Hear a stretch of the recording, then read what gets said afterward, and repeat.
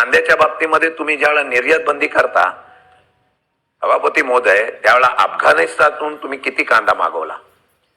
तुम्ही पाकिस्तान, अफगाणिस्तान याच्यावर जे काय बोलता ना, हे कांद्याला योग्य भाव देण्याचा प्रयत्न आम्ही करू. ही लढाई कांद्याच्या आतपासून आहे. कांद्याने भल्या भल्याचे सरकार पाडलेली आहेत. या महाराष्ट्रामधल्या असलेल्या शेतकऱ्यांचं, कष्टकऱ्यांचं, कामगारांचं राज्य म्हणून ओळखलं जातं. त्याच राज्यामध्ये आज जी काय परिस्थिती निर्माण झालेली आहे, राज्य फार प्रगतशील, महायुतीचं 3 इंजिनचं सरकार फार मोठ्या सुसाट वेगाने चाललेलं असं जे चित्र रंगवलं जातंय, प्रचंड मोठ्या प्रमाणामध्ये आश्वासनाचा पाऊस इथे पाडलेला असतो. मी त्यात शोधत असतो की डेव्हलपमेंटच्या नावाखाली 9 लाख कोटी कर्ज करणाऱ्या या राज्यामध्ये बळीराजा कुठे आहे याचा शोध घेत असतो. आणि या संदर्भामधली ज्या वेळा ही चर्चा सभागृहामध्ये येते, और दुर्दैवाने सांगावं असं वाटतं की आपल्या सत्तारूढ पक्षाच्या वतीने दिलेल्या प्रस्तावामध्ये AI पासून ते अगदी शेतकऱ्यांना आधुनिकतेकडे कसं देणार अशा प्रकारचं ते एक स्वप्न दाखवलेलं आहे सुंदरपणाने. त्याच्याबरोबर बळीराजा पानन रस्ते, त्यामध्ये CSR फंडातून कशा प्रकारच्या योजना, या सर्व गोष्टीच्या माध्यमातून वेगवेगळ्या प्रकारचा प्रस्ताव या ठिकाणी देण्यात आला. खरं म्हणलं तर ते प्रत्यक्षात कृतीत येतं का याचं जर उत्तर पाहिजे असेल तर आमच्या प्रस्तावाकडे निश्चितपणाने पाहायला लागेल. गेल्या काही वर्षापासून जे कर्जमाफीच्या बाबतीमधला निर्णय घेतला जातो, सरकारने स्वतःचं कर्ज वाढवलं. गेल्या काही वर्षामध्ये 3-3.5 लाख कोटीचं कर्ज या सरकारने वाढवण्याचा इतिहास केला. यावेळेला देवेंद्र फडणवीस मुख्यमंत्री झाले तेव्हापासून आजपर्यंत मला वाटतं दरवेळेला आपण राज्यमंत्री म्हणून आहात त्यावेळेला इतक्या पुरवण्या मागण्या कधी निघत नव्हत्या. 62,000 कोटी, 55,000 कोटी, 75,000 कोटी, 1 लाख कोटी. आणि आज फक्त शिस्त पाहिली आणि आपण शेतकऱ्यांची कर्जमाफी म्हणून सांगतो. काल एकनाथ शिंदेने राज्यपालाच्या भाषणाच्या वेळेला सांगितलं होतं की आम्ही प्रस्ताव तयार करायला लावलेला आहे, योग्य वेळी कर्जमाफी करू. राज्यच कर्जामध्ये बुडलेला आहे, तुम्ही कर्जमाफी काय करणार आहे? तोपर्यंत दर महिन्याला जो अहवाल येतो त्यामध्ये किती शेतकरी आत्महत्या करतात त्याचा अभ्यास करा. म्हणजे अभ्यास करा एवढ्यासाठी म्हणतो की कर्जमाफी होईपर्यंत किती शेतकरी त्या ते मृत्युमुखी पडतील, आत्महत्या करतील, त्याला जबाबदार कोण? हे शासन या असलेल्या सर्वाला जबाबदार आहे. म्हणून कर्जमाफीची आपण आश्वासन दिल्यामुळे मार्च पर्यंत काही लोकांनी पैसे भरले नाही की त्या असलेल्या बँका, त्या असलेल्या सोसायट्या त्यांच्याकडे व्याज लावून डबल पद्धतीने पैसे वसूल करतात. आणि अशा पद्धतीने वसूल करत असताना अतिवृष्टी झाली, अवकाळी झाली, काल परवा पडलेला परभणी लातूरला अवकाळी पावसामुळे शेतकरी उद्ध्वस्त झाला. आणि हा शेतकरी उद्ध्वस्त झाल्यानंतर त्याच्याकडून परत सावकारी पद्धतीने मंत्र्यांनी, सरकारने सांगून सुद्धा कर्ज वसुली करू नका सांगून सुद्धा कर्ज वसुली करण्याचा प्रयत्न होतो. म्हणजे सरकारचा धाक ना सहकार संस्थांवर ना बँकेवर ना कोणत्या याच्यावर राहिला होता. आजही अतिवृष्टी आणि अवकाळी पावसाच्या संदर्भातली नुकसान भरपाई मिळाली नाही, ही वस्तुस्थिती आहे.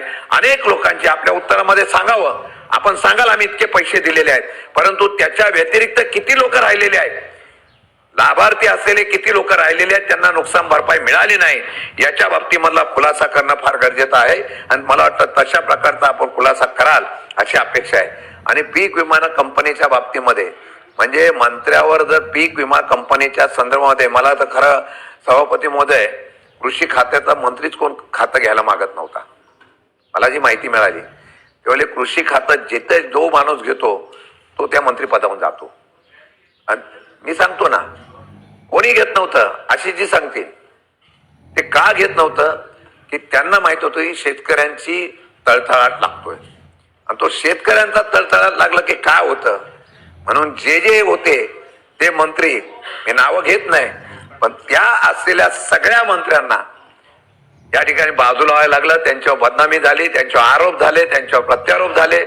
अधिकाराचा गैरवापर शेतकऱ्यांच्या कल्याणासाठी स्वतःसाठी कसा करावा अशा प्रकारची प्रथा या ठिकाणी पाहायला मिळाली. म्हणजे बोगस असलेल्या बियाण्यावर धाड टाकण्यासाठी स्वतः मंत्री जातो ह्या महाराष्ट्रामध्ये पहिल्या प्रथम पाहायला मिळाला. स्वतः मंत्री जात होते. त्यांचे पे जात होते आणि मग ते बंद केल्यानंतर परत चालू का होत होतं याचं समीकरणाचं उत्तर आजही आम्हाला मिळालं नाही. म्हणजे शेतकऱ्यांच्या कल्याणाची तुम्ही भाषा करता, शेतकऱ्यांना मोफत अवजार, शेतकऱ्यांना चांगल्या प्रकारचा स्वस्त प्रकारची धान्य वगैरे देण्याच्या बाबतीत मला तुम्ही उल्लेख करता, पण त्या असलेल्या सगळ्या योजनेमध्ये भ्रष्टाचार करत असताना पीक विमा कंपन्यांना फक्त सरकारी अनुदान आपण किती दिलं, त्यांनी किती शेतकऱ्यांना त्यातले परत केले याचा लेखाजोखा तुम्हाला या उत्तरामध्ये दिला तर सत्य परिस्थिती करेल की पीक विमा कंपन्यांना सुद्धा आपण 1 रुपयाच्या पीक विमा कंपन्यामध्ये काही लोकांनी तर शेतकऱ्यांचा असलेल्या पीक विमामध्ये आता नावच नोंदवण्याच्या संदर्भातला पुढाकार घेतला नाही आणि अशा प्रकारचा निर्णय आपण सगळ्यांनी पाहिला. दुर्दैवाने अवकाळीमध्ये शेतकरी मेला. आम्ही भावाच्या बाबतीमध्ये सुद्धा मी प्रामाणिकपणाने सांगतो, अगदी केंद्राने राज्याने हमी भाव जाहीर केले, पण या हमी भावामध्ये प्रत्यक्ष त्या शेतकऱ्याला लाभ मिळतो का याच्याबद्दल खुलासा आपण करणं गरजेचं आहे. आम्ही चर्चा घडवलेली आहे. एकदा महाराष्ट्राच्या शेतकऱ्यांना कळून द्या की नक्की या ठिकाणी हमी भाव दिला जातो का नाही. मी आपल्याला सांगू इच्छितो, या हमी भावामध्ये मग सोयाबीन असेल, कापूस असेल, या सर्व असे उत्पादनाच्या माध्यमातून आजही वेगवेगळ्या उत्पादनाला हमी भाव दिल्यानंतर सुद्धा खासगी व्यापारी तो कमी भावामध्ये खरेदी करतो, ही वस्तुस्थिती आहे. परवाच्या दिवशी त्या नाशिकला मुख्यमंत्री गेले, लोकांनी अडवण्याचा प्रयत्न केला. त्यावेळेला मुख्यमंत्र्यांनी सांगितलं की कांद्याला योग्य भाव देण्याचा प्रयत्न आम्ही करू. ही लढाई कांद्याच्या आजपासून आहे. कांद्याने भल्या भल्याची सरकार पाडलेली आहे. आजही कांद्याचा शेतकरी अडचणीत आहे. प्रवीण भाऊ, परवाच्या दिवशी मुख्यमंत्र्यांना योग्य दर देण्याच्या बद्दल निर्णय घेतो. या केंद्राने या असलेल्या निर्यात धोरणामध्ये बदल केला आणि कांद्याला आयात शुल्क लावलं. एका बाजूला अमेरिकेचा असलेला आयात शुल्क तुम्ही व्यापार करताय ट्रम्प बरोबर, अमेरिकेबरोबर, म्हणून कमी करताय, 0 करताय आणि आमच्या या असलेल्या शेतकऱ्याला 18% लावण्याचा तुम्ही प्रयत्न केला. आणि मग ज्यावेळा उद्रेक वाढला त्यावेळेला त्याचा परतफेर आम्ही विचार करून 2 दिवसामध्ये या केंद्रातल्या असलेल्या सरकारला धोरण बदलावं लागलं. ही तुमची नामुष्की निश्चितपणाने आम्हाला पाहायला मिळाली. मी आपल्याला सांगू इच्छितो सभापती महोदय, अमेरिकेशी करार झाला, त्यामुळे इथे या सभागृहामध्ये आजपर्यंत चर्चा झाली नाही. आणि या असलेल्या अमेरिकेचे कराराचे दुष्परिणाम काय होणार मी आज सांगू इच्छितो. मंत्री महोदय, मी फार प्रामाणिकपणाने त्याचा उल्लेख एवढ्यासाठी करतो की एखादं राष्ट्र ज्यावेळेला सक्षम असतं ना तेव्हा त्या ठिकाणी त्याच्या उत्पन्नाला बाजारपेठ मिळाली ना, पण ते त्या ठिकाणी सबसिडी देतं, अनुदान देतं. आज अमेरिकेशी तुम्ही कृषीचा करार केला. या जगामध्ये 2 देश असे आहेत की त्यांची लोकसंख्या जास्त आहे, या चीन आणि भारत. या असलेल्या बाजारपेठेमध्ये ज्या वेळेला तुम्ही कॉन्ट्रॅक्ट फार्मिंग केलं, देशातल्या असलेल्या शेतकऱ्यांनी विरोध केल्यामुळे तुम्हाला ते मागं घ्यावं लागलं.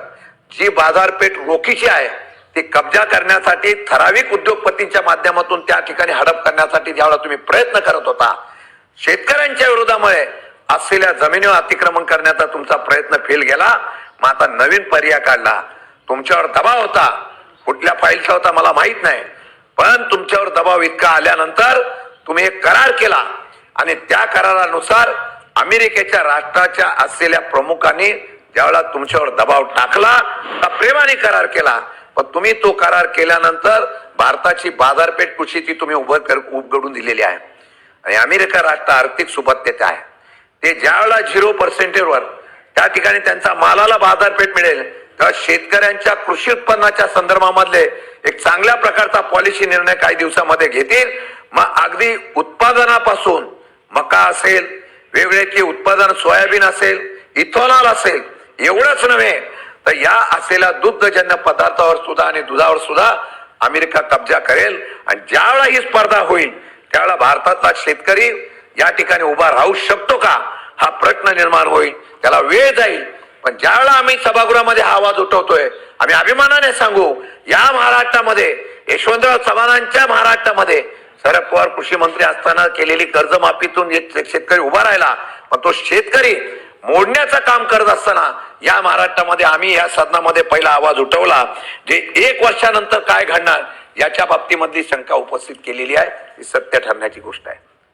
योगायोग असाच नाही, मी मागेही म्हणालो, या सभागृहामध्ये आम्ही चर्चा करताना बिलावर बोललो होतो की एका वेळेला अनेक राज्यामध्ये आंतरराष्ट्रीय पद्धतीची बाजारपेठ निर्माण करण्याचा ज्यावेळेला तुम्ही निर्णय घेता, त्या निर्णयाच्या मागेमध्ये उद्योगपतीचा या ठिकाणी पाठीशी घालण्यात आणि त्याला मदत करण्यात एक वेगळ्या प्रकारचं व्यापारी वृत्ती तुमच्या डोक्यातून येते, त्याची कल्पना आता हळूहळू यायला लागलेली आहे. आज आंतरराष्ट्रीय बाजारपेठ करण्यासाठी 1,500 एकर जमीन जर पालघरला तुम्ही उभी करताय आणि ती जमीन ज्यावेळेला पालघरला उभं कराल त्यावेळेला मला खात्री आहे की अमेरिकेच्या बाजारपेठीमधून आलेला माल आणि देशातून जाणारा माल याची प्रमुख बाजारपेठ करत असताना तो व्यापार खाजगीकरणाच्या माध्यमातून उभा करण्याचं पाप सुद्धा करून मुक्त असलेल्या बाजारपेठीमध्ये शेतकऱ्यांच्या मालाला हमीभाव देण्याच्या ऐवजी हे बाजारपेठ तुम्ही ठराविक लोकांच्या हातामध्ये द्याल, अशा प्रकारची शक्यता नाकारता येत नाही. कांद्याच्या बाबतीमध्ये तुम्ही ज्यावेळेला निर्यात बंदी करता सभापती महोदय, त्यावेळेला अफगाणिस्तानतून तुम्ही किती कांदा मागवला? तुम्ही पाकिस्तान, अफगाणिस्तान याच्यावर जे काय बोलता ना, हे फक्त राजकारणासाठी बोलता, परंतु त्यांचा कांदा तुम्ही इथं का आणता याचा प्रश्न अजून उत्तर द्या. या कांद्या आणण्यामुळे महाराष्ट्राचा शेतकरी या ठिकाणी 100% अडचणीत आलाय, हे पण तुम्हाला मी सांगू इच्छितो.